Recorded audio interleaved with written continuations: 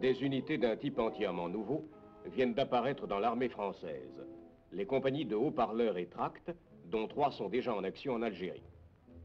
Ces compagnies comprenant du personnel des 3 armées mettent en œuvre des moyens d'information audiovisuelle dans le cadre de la guerre psychologique. Leur mission, créer dans une masse humaine déterminée un choc psychologique susceptible de modifier profondément son état d'esprit. Le matériel dont dispose cette compagnie comprend notamment un laboratoire photo monté sur camion. L'autonomie est complète, groupe électrogène et citerne à eau alimentent les installations à tout moment et en n'importe quel endroit.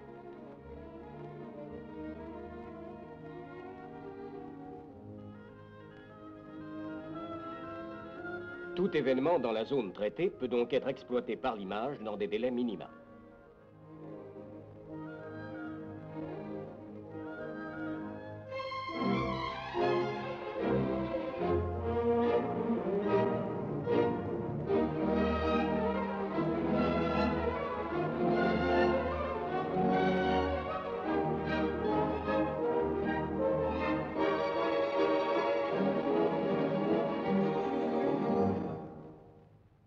Le débit est de 2 à 300 agrandissements par jour. Des panneaux photos sont très rapidement agencés pour les besoins d'une action déterminée.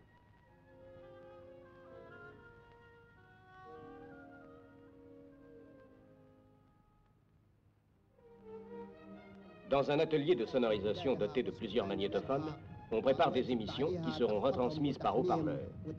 Ces émissions sont des journaux parlés, nouvelles locales, annonces de mesures prises au profit de la population, explications de réformes en cours, déclarations de ralliés ou de prisonniers.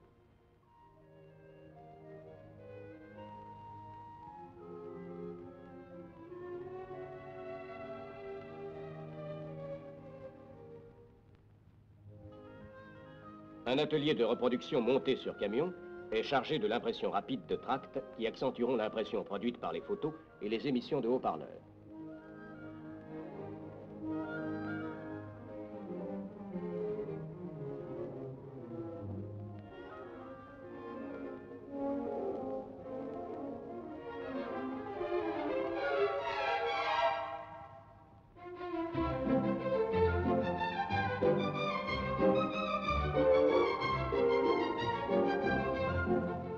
Un 4e engin complète cet équipement et réunit images et sons. C'est le camion cinéma doté d'un appareil sonore de 16 mm qui projette par un jeu de miroir sur un écran transparent permettant des séances en plein jour.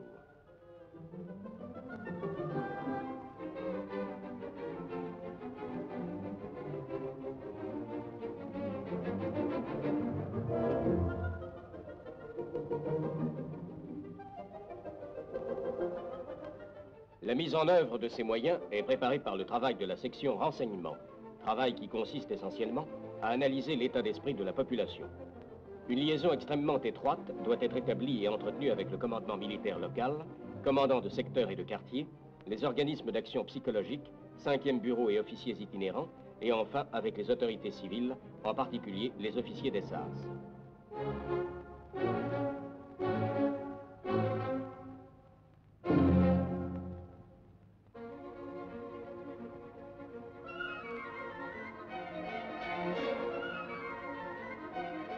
Des contacts directs sont également pris avec divers éléments de la population, comités ou associations, conseillers municipaux, délégués spéciaux, femmes et jeunes.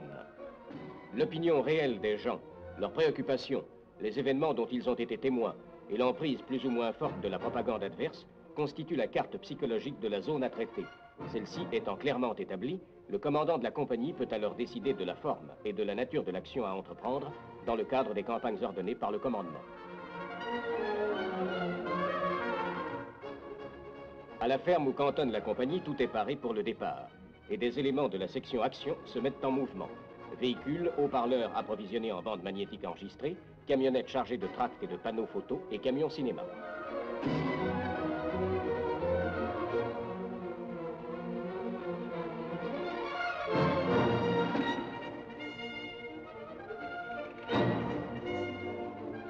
Si sa mise en œuvre est étroitement combinée avec d'autres actions opérationnelles, policières ou administratives, une compagnie de haut-parleurs peut en quelques jours provoquer un choc psychologique sur une ville de 500 000 habitants ou une zone de 2500 à 3000 km² habitée par 200 à 250 000 âmes. Dans les zones rurales à faible peuplement, elle peut couvrir au maximum 40 à 50 000 habitants, les points d'application étant principalement les marchés.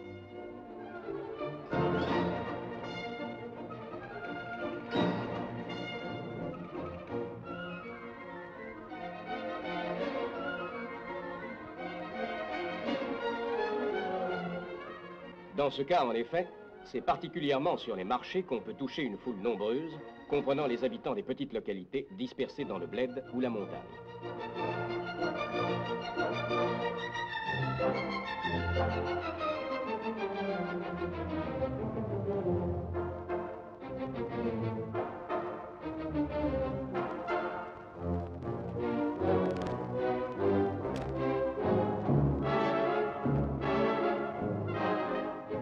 Les haut-parleurs sont mis en batterie, tandis que les couleurs françaises sont hissées, symbole de la cause et de l'idéal qu'il s'agit de défendre.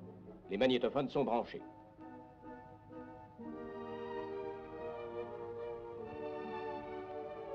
Une autre équipe installe les panneaux photos et les gens écoutent et regardent. Images et sons, au service d'idées simples et nettes, pénètrent lentement leur esprit.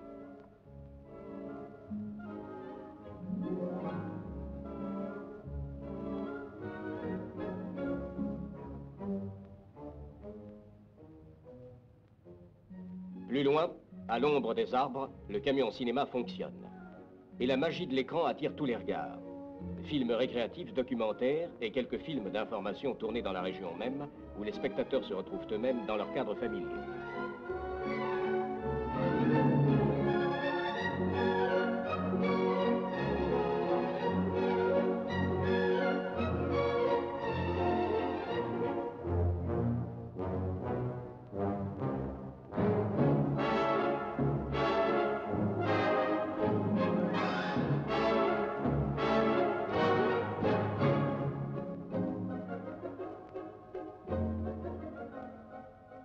Enfin, distribution de tracts et de journaux et contact direct et individuel avec la foule.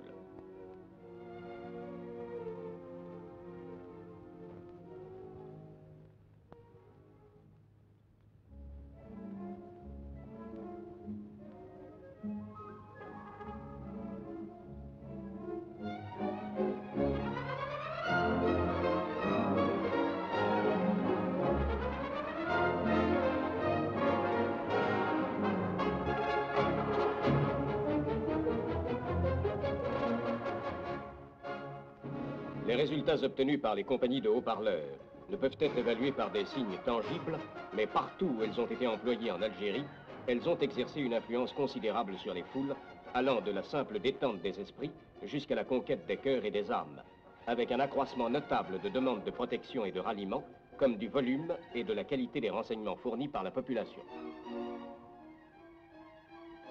Employés en combinaison avec des actions opérationnelles, administratives, économiques, sociales et culturelles, appuyées sur une infrastructure psychologique de plus en plus dense, ces unités, un des moyens de la guerre psychologique, moyens d'appoint ou même de choc, ont prouvé déjà leur efficacité dans la lutte menée en Algérie contre les forces de subversion.